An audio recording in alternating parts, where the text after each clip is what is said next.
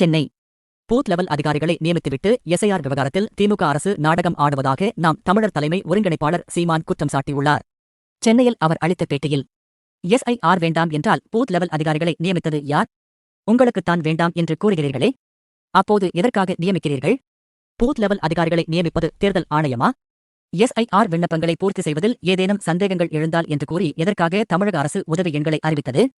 SIR வேண்டாம் என்று கூறி எதிர்த்துவிட்டு எதற்காக திமுக இந்த நாடகம் போடுகிறது? எதற்காக அவசரமாக சட்டசபையை கூட்டி இது எஸ்ஐஆர் சீர்திருத்தம் அல்ல, சீரழிவு என்று கூற வேண்டும்?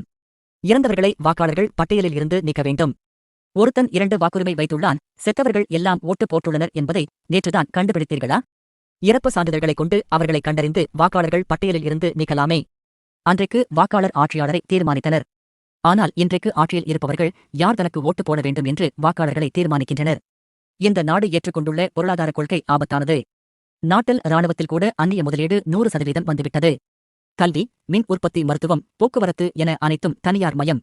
இப்படி எல்லாமே தனியார் மயம் என்றால் அரசின் வேலை என்ன? பொதுத்துறை என்று எதுவுமே இல்லை என்று சீமான் பேட்டி அளித்தார்.